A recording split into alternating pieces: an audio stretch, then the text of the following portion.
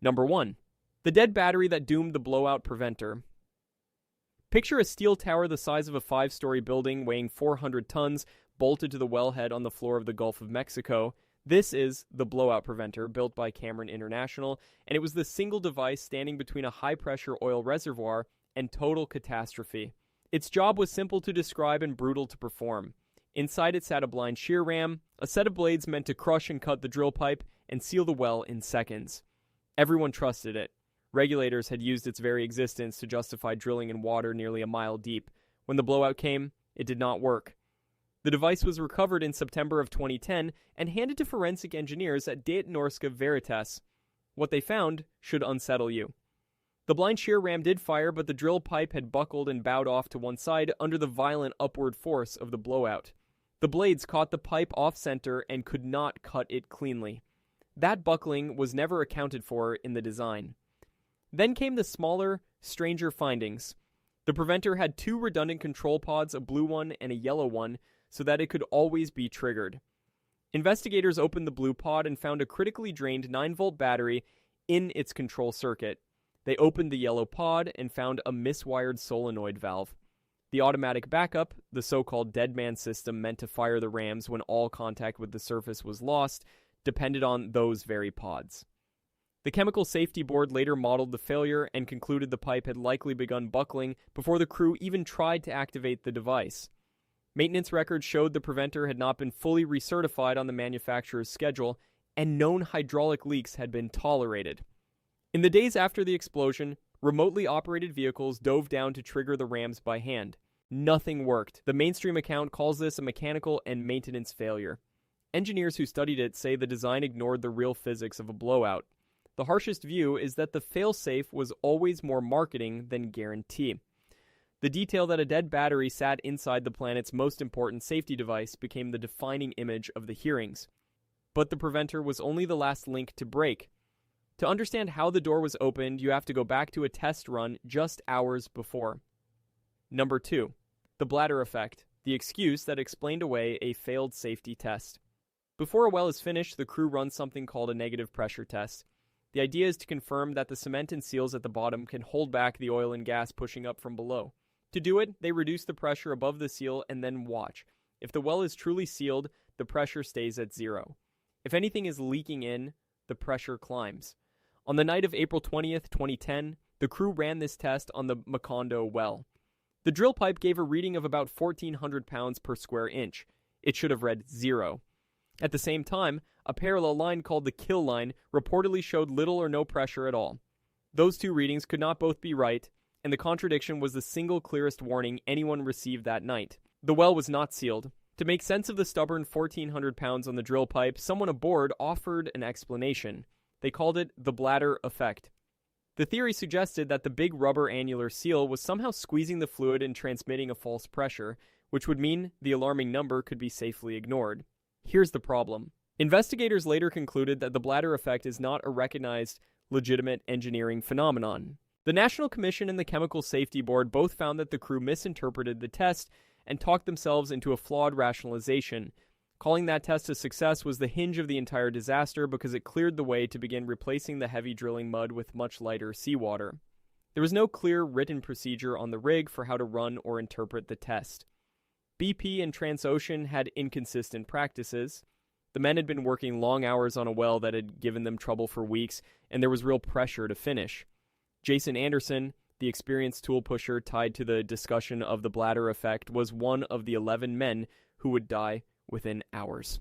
Once seawater replaced the dense mud, the weight holding back the reservoir dropped below the pressure of the reservoir itself. Hydrocarbons began climbing the well, and almost no one realized it because the warning had already been waved away. Safety researchers call this normalization of deviance, accepting a bad signal because stopping is expensive. But that test only mattered because something deeper had already failed. Number 3. Halliburton is unstable foam cement that failed the lab before it was ever pumped. At the very bottom of the well sat the barrier that was supposed to keep oil and gas out in the first place. That barrier was a cement job, designed and pumped by Halliburton. The Macondo Formation was fragile rock that could crack under the weight of ordinary cement, so the engineers chose something lighter, a nitrogen foam cement made by whipping tiny gas bubbles into the slurry. Foam cement can work beautifully, but it is temperamental. If the mixture is unstable, the nitrogen breaks out, the cement channels, and gaps open up that gas can flow straight through. Only a small volume was pumped, which left almost no margin for error. Here's the part that turns a tragedy into a scandal. Halliburton's own laboratory had tested this recipe in the months before the job. The National Commission's chief counsel found that multiple lab tests showed the foam slurry was unstable. A test back in February of 2010 indicated instability, and a later test was marginal at best. That data was not clearly communicated to BP before the cement went into the ground. After the blowout, an independent lab at Chevron was asked to reproduce a stable version of the same slurry, and reportedly could not. A failed cement barrier is widely considered the root physical cause that let hydrocarbons enter the well, and the cement was not the only contested choice down there. BP used a long string production casing rather than a safer liner with a tieback, a design that meant fewer barriers against an influx. Then there were the centralizers, the devices that hold the casing in the center of the hole so the cement forms an even sheath all the way around. Models suggested more were needed. BP reportedly had 21 available, but used only 6, worried that waiting for the rest would cost time. Poor centralization invites the exact channeling that lets gas bypass the cement. There was one more chance to catch it. A cement bond log, a test that could have directly checked whether the cement had sealed, was considered and then skipped. The crew that could have run it was sent home. That decision removed the last direct look at the barrier. Halliburton would later plead guilty to destroying cement modeling evidence after the disaster. With the barrier gone and the log skipped, only that misread pressure test stood between the crew and the reservoir, and once the well blew, the response would raise a controversy of its own. Number 4. Corexit, the 4 million gallons of dispersant sprayed on the public's coast. Once the oil was loose, the response turned to chemistry. The weapon of choice was a dispersant sold under the brand name Corexit in 2 formulations numbered 9500 and 9527. In total, about 1.84 million gallons were poured into the Gulf. Around 771,000 gallons were injected directly at the wellhead, almost a mile underwater. Nothing on that scale, at that depth, had ever been done before. The rest was sprayed from low-flying aircraft and from boats onto the slicks on the surface. It is worth being clear about what dispersant does. It does not remove oil. It breaks the oil into tiny droplets that sink and spread through the water column. That kept the slick off the beaches and out of the marshes, which looked like success. But it also drove enormous quantities of oil down into the deep water and out of sight. The formulation numbered 9527 contains a compound called 2-butoxyethanol, which has been linked to a range of health complaints. Cleanup workers and coastal residents later reported rashes, headaches, and breathing problems. A study in 2015 found that the oil and dispersant mixture could be more toxic to certain marine life than oil alone. Other research suggested Corexit could even harm the natural oil-eating microbes that help break crude down. The Environmental Protection Agency asked BP to find a less toxic alternative. BP largely kept using Corexit, citing available supply. The subsea injection was authorized under emergency conditions with very little large-scale testing behind it. Data on worker health emerged slowly and became the subject of long litigation. A medical settlement was eventually created, but many claims were denied under strict requirements. The manufacturer, Nalco, had ties to the oil industry, which only deepened public suspicion. And here is the uncomfortable core of it. Dispersing the oil rather than recovering it was partly about optics. It made the spill look smaller from the surface, smaller in the photographs, smaller on the evening news. The mainstream view calls this a defensible emergency trade-off, choosing the lesser visible harm. The more critical view is that it was a deliberate decision to hide the oil from the cameras. Either way, a vast amount of that crude did not vanish. It simply went somewhere the public could not see. The question is where? Number 5. The flow rate lie, 1,000 barrels a day versus the real 62,000. In those first chaotic days, the public was given a number. BP estimated the leak at about 1,000 barrels per day. It was a figure that sounded serious but survivable. The federal government, through NOAA, soon revised it upward to about 5,000 barrels per day. Independent scientists watching the video of the gushing riser said both numbers were fantasy, so the government convened a flow rate technical group led by the director of the United States Geological Survey, Marcia McNutt. Using several different methods, that group eventually arrived at a staggering figure. The initial flow was near 62,000 barrels per day. As the reservoir slowly lost pressure, the rate declined to roughly 53,000 barrels per day by the time the well was finally sealed. The official total came to about 4.9 million barrels of oil over 87 days. After subtracting the oil captured directly at the wellhead, roughly 4 million barrels poured into the Gulf. This was not a small miss. It was off by a factor of dozens, and BP held internal documents pointing to worst-case flows far above its public figures. The low early numbers were not harmless either. They shaped how large the response would be, and they shaped the legal exposure. Under the Clean Water Act, penalties are assessed per barrel spilled, which made every barrel a matter of money, billions of it. In the 2015 settlement, the court used a figure of about 3.19 million barrels as the basis for those penalties. BP disputed the government's flow numbers the entire way. Outside scientists refused to let it go. Steve Worley of Purdue University produced far higher estimates early, simply by tracking particles in the leak video. BP, for its part, resisted releasing the high-resolution footage that would let independent experts run their own calculations. Pressure from Congress and the media eventually forced more video and data into the open. By then, the pattern was clear to everyone watching. 1,000, then 5,000, then tens of thousands. Each revision upward chipped away at public trust until almost none was left. The final accepted rate made Macondo the largest accidental marine oil spill ever recorded. And that true volume carried a hidden implication. If this much oil escaped and the surface never looked as bad as the numbers, then a great deal of it had to be somewhere else entirely. Number 6. The oil that never reached the surface, seafloor plumes, and the dirty blizzard. Here is the fact that reframes the whole disaster. A large share of the spilled oil never appeared as a slick on the surface at all. It stayed down in the dark, suspended in the water. Researchers documented vast underwater plumes of dispersed oil drifting at depths between roughly 3,300 and 4,300 feet. One plume was tracked for miles out from the wellhead, detected not by sight but by the chemical signature in the water, and by the way, the oxygen had been drawn down. David Valentine, of the University of California, Santa Barbara, was among the scientists who studied those plumes and the microbes feeding on them. As the microbes consumed the gas and oil, they pulled oxygen out of those deep layers. Then came the phenomenon that earned a haunting nickname, the dirty blizzard. Oil bound itself to tiny particles in the water and began to sink, falling through the deep like a slow, oily snow. The oceanographer Uta Passo helped describe this process, known formally as marine oil snow sedimentation. An estimated 2 million barrels of oil may have settled onto the deep sea floor, spread across thousands of square miles. Sediment cores, pulled from near the well, later showed a distinct layer of oil-derived carbon laid down in 2010 and 2011. That falling oil coated and killed deep-sea corals, documented in expeditions led by Charles Fisher, with damaged colonies found miles from the wellhead.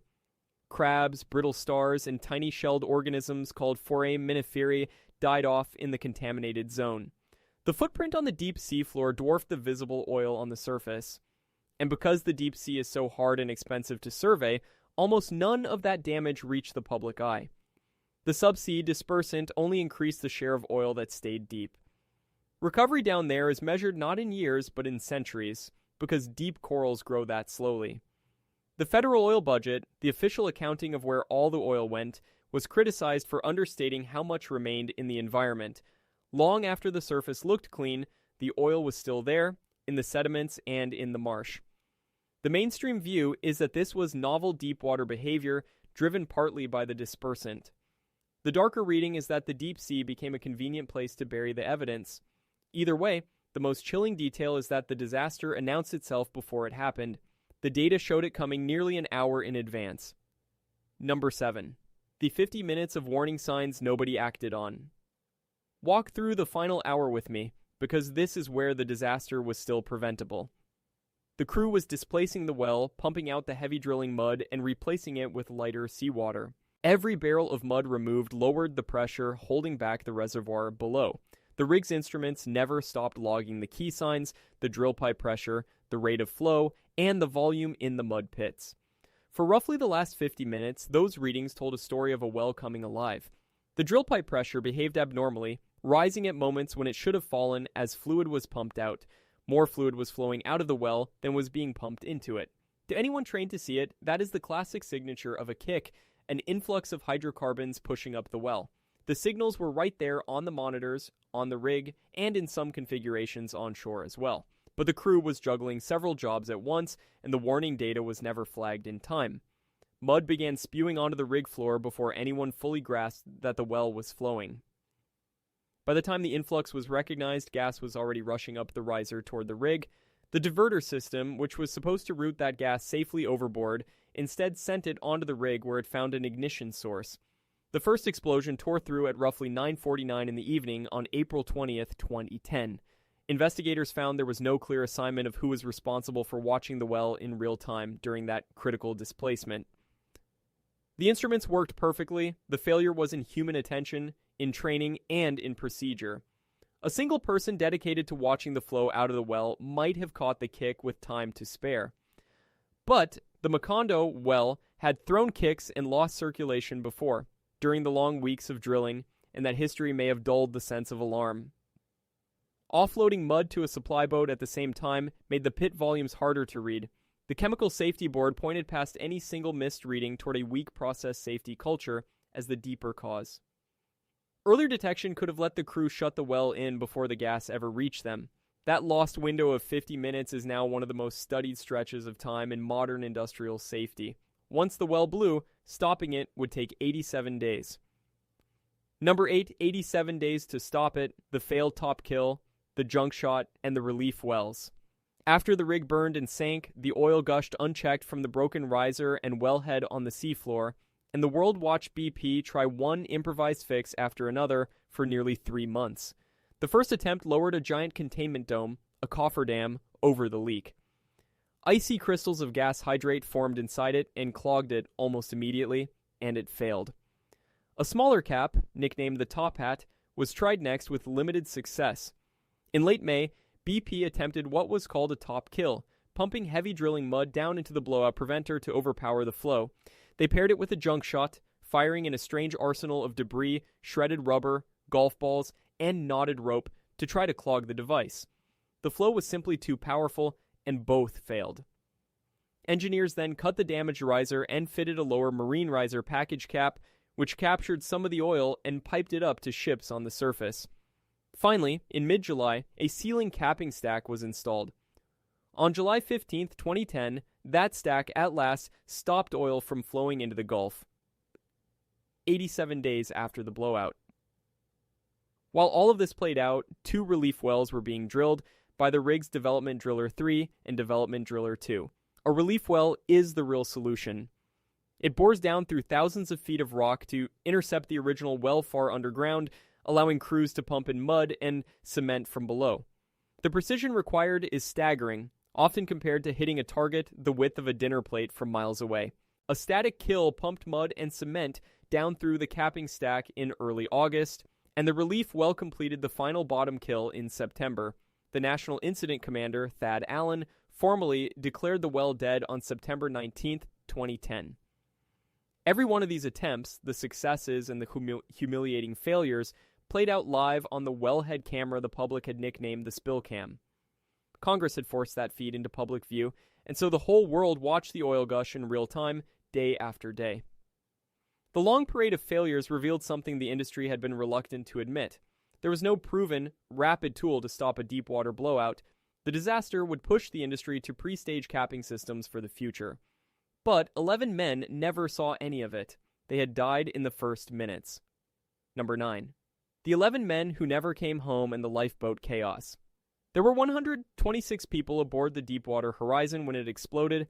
11 of them were killed, and their bodies were never recovered. They deserve their names. Jason Anderson, Aaron Dale Burkeen, Donald Clark, Stephen Curtis, Gordon Jones, Roy Wyatt Kemp, Carl Kleppinger Jr., Keith Blair Manuel, Dewey Rivette, Shane Rochdo, Adam Weiss. Most of them worked on or near the drill floor, closest to where the blowout ignited. 17 others were seriously injured with burns and broken bones from being thrown or from leaping to escape. The first explosion was followed by a second, and the rig was engulfed in flame within minutes. The blast knocked out power and communications, plunging whole sections of the platform into darkness.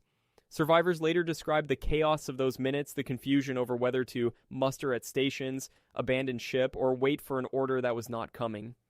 2 enclosed orange lifeboats were launched, but the loading was disorganized under the heat, the noise, and the fear. Some crew, convinced the lifeboats would not get away in time, jumped from heights of 60 to 80 feet into the dark water of the Gulf. A life raft was deployed and began to drift back toward the burning rig before it could be towed clear. Through all of it, one vessel was already alongside. The supply ship Damon B. Bankston, run by Tidewater, had been there offloading mud.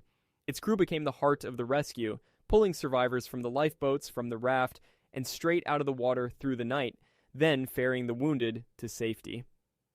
The Coast Guard searched for the missing 11 for days before suspending the effort. The rig itself burned for about 36 hours and sank on the morning of April 22nd, 2010. As it went down, the riser pipe bent and broke, and the gusher on the seafloor began in earnest. In the months that followed, the families of the dead testified before Congress, putting human faces on a story that was rapidly becoming about chemistry and corporate liability. Survivors spoke of a workplace culture where raising a safety concern felt discouraged. It is easy to let 11 deaths disappear behind the bigger numbers, the millions of barrels and the billions of dollars. They should not. Those 11 were the start of a wound that would stretch across the Gulf for years. Number 10. The long shadow, dolphin hearts, sick fish, and a Gulf that never fully recovered.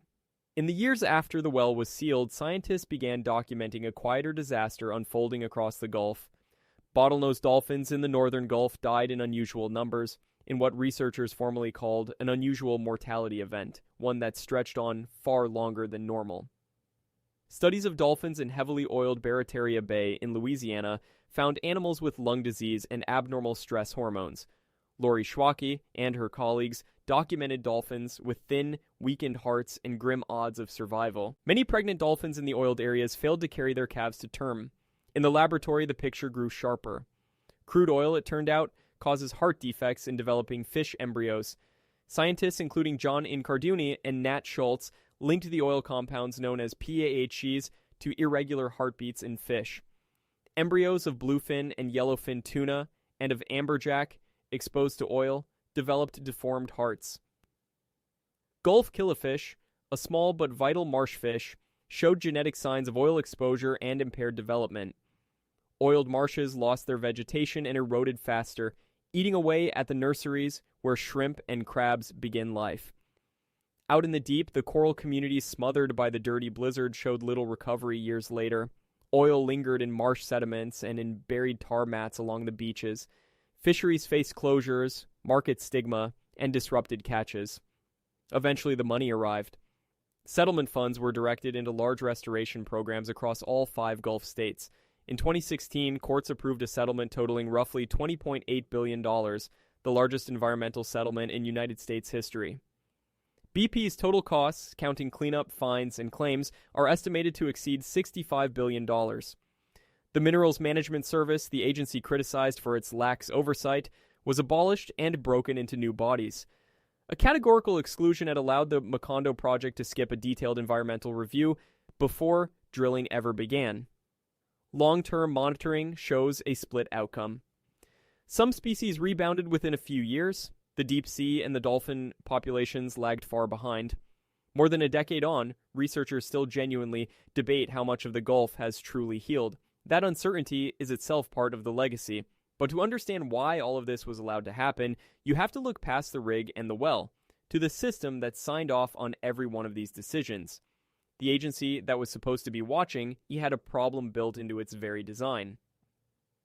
The Minerals Management Service was responsible for both regulating offshore drilling and collecting the royalties that drilling generated for the government. it was asked to police the same industry it depended on for revenue. A conflict of interest sitting at the heart of the agency. Reports in the years before and after the disaster described a culture far too cozy with the companies it oversaw. It was that agency that granted Macondo a categorical exclusion, allowing the project to skip a full environmental review. Inspection staffing and technical expertise had not kept pace with the dizzying complexity of deepwater drilling. Permits leaned heavily on the blowout preventer as a near-guaranteed failsafe, the very assumption the disaster destroyed. Where the rules ran thin, industry self-reporting and voluntary standards filled the gap. When the well blew, it exposed just how little real oversight had been there all along. In the aftermath, the Minerals Management Service was abolished outright. Its functions were split between two new agencies, one handling leasing and one handling safety enforcement, on the theory that revenue and regulation should never again sit in the same office. New rules followed on blowout preventers, on well design, and on a more formal way of thinking about safety. Whether the new agencies are truly independent of industry remains a live debate. The mainstream view is that the structural conflict made a lax oversight almost inevitable. The reform-minded view is that separating the duties was exactly the right fix. The skeptical view is that the same pressure for revenue and production simply persists under new names. The pattern is not unique to oil. Across many industries, regulators drift toward the companies they are meant to police. Deepwater drilling had pushed the technology far past the rules built to govern it. Behind every technical failure on that rig sat a regulatory permission slip. The collapse of the agency was, in its way, an admission of how badly the system had failed. Yet even regulatory capture does not fully explain the choices made on the well. For that, you have to follow the money and the clock. Almost every fateful decision at Macondo shared a single pressure behind it. The well was badly behind schedule and well over budget. Running a rig like the Deepwater Horizon cost on the order of $1.5 million a day, which meant every delay translated instantly into enormous sums. Look again at the choices through that lens. The long string casing design was faster and cheaper than the safer alternative. Using 6 centralizers instead of waiting for more to be delivered saved time. Skipping the cement bond log saved time and the cost of the crew to run it. Accepting the negative pressure test as a success let the job keep moving toward completion. Each of these shortcuts, taken on its own and in the moment, could be argued as reasonable. Stacked together, they stripped away layer after layer of protection until almost nothing was left. Investigators kept seeing the same pattern, speed-beating caution again and again. This is the soil in which normalization of deviance grows, where the pressure of the budget makes each small compromise feel ordinary. The incentives on that rig rewarded finishing, not stopping. There was no single villain twirling a mustache, only a system finely tuned to favor production. The mainstream view treats these as rational cost decisions that happen to carry a catastrophic tail risk. The safety science view is that the organization simply failed to put any real value on a low-probability disaster. The most critical view is that profit was knowingly chosen over the margins that keep people alive. And the uncomfortable truth is that the same pressures exist across the entire deepwater industry, not just on this one rig. The risk stayed invisible right up until the instant it wasn't. The cheapest path that night became, in the end, the single most expensive path in the history of the industry. Untangling exactly how all these threads wove together would take years and several independent investigations. What we know about that night did not come from any one source, and that is precisely what gives it weight. Several independent investigations took the disaster apart. The National Commission, co-chaired by the former Senator Bob Graham and the former Environmental Protection Agency Administrator William Riley, delivered its report in January of 2011, naming systemic failures across both industry and government. The Chemical Safety Board issued its own findings over several years, emphasizing the blowout preventer's failure and the weak process safety culture behind it. A joint investigation by the offshore regulator and the Coast Guard produced yet another report. The forensic analysis of the recovered blowout preventer by Date Norska Veritas underpinned much of the mechanical understanding. What is striking is how these separate bodies, working with different mandates, converged on the same conclusions. There was no single cause. There was a cascade, the failed cement, the misread pressure test, the missed warning signs, and the crippled preventer, each one compounding the last. The report stressed prevention over blame, trying to fix a system rather than hang an individual. Congress held extensive hearings where survivors and grieving families testified alongside executives. Industry initially resisted some of the conclusions. The recommendations zeroed in on barriers, on testing, and on culture. The mainstream view is that this represents a credible, multi-source consensus about what happened. The more skeptical view is that some findings were softened by the influence of a powerful industry. But the very fact that independent investigators looking from different angles arrived at the same picture strengthens confidence in it. The hard-won battles over transparency, the fight for the spill cam, and for the real flow data shaped the record we now rely on. These reports remain core references for offshore safety around the world. The lingering question they could not answer is whether the lessons would actually change anything. Some things genuinely did change. The industry, stung by the spectacle of BP improvising on live television, built pre-stage capping systems designed to respond to a future blowout in days rather than months. Consortia were formed for exactly that purpose. The new safety regulator tightened the rules on blowout preventer testing and brought in third-party verification. New standards governed well design and the barriers a well must maintain. The idea of stop work authority, the principle that any worker can halt a job over a safety concern, was promoted across the sector. A drilling moratorium briefly halted deepwater work in the Gulf in 2010, but drilling resumed and then expanded into ever deeper and more remote water. In the years that followed, some of the safety rules were quietly relaxed. The fundamental risks never went away. Capping a deepwater blowout remains slow and uncertain, no matter how much equipment is staged on a dock. The whole enterprise now sits inside a larger debate about climate and the future of energy. The mainstream assessment is that the reforms were meaningful but incomplete. The industry points fairly to a far better response toolkit than existed in 2010.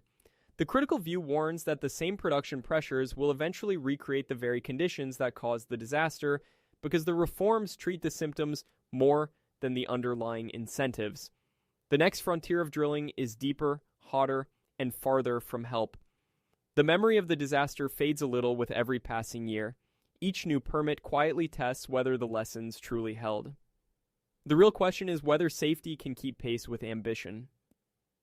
And that leads to the hardest question of all, the one underneath everything else. Macondo was never a single failure. It was a chain, and every link was forged by both a human hand and an economic reason. A drained battery in the one device that had to work. A misread gauge waved away with an invented excuse. An unstable cement pumped despite the warnings. A number told to the public that was wrong by a factor of dozens. Each link on its own might have held. Together, they failed completely. The deep sea does not forgive overconfidence. The pressure, the darkness, and the sheer distance from the surface make any recovery brutally slow and uncertain.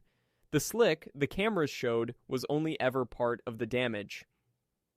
The deep seafloor and the dolphins of Barataria Bay paid a price that took years to even measure, and 11 men paid the highest price there is in the first minutes before any of the rest of it began. The reforms that followed made the response faster, but they did not make the risk disappear. We keep drilling deeper because the easy oil is running out. And the same incentives that drove the decisions on that rig are still operating today. The technology keeps advancing, but so does the depth and difficulty we demand of it. The optimistic case is that the risk can be managed, even if it can never be erased. The cautionary case is that some environments may simply lie beyond our ability to work safely. The Gulf's still incomplete recovery stands as the evidence, sitting there in the sediment and the survival rates, refusing to give a clean answer. Each generation seems to relearn the limits the hard way. The ocean keeps the record long after we would prefer to forget it. When a title promises the things too controversial to publish, this is what it really means. Not secrets in the conspiratorial sense, but inconvenient truths that are easier to disperse than to face. The deepest lesson of Deepwater Horizon is not about engineering at all. It is about humility, and about what the ocean exacts when we decide we no longer need it.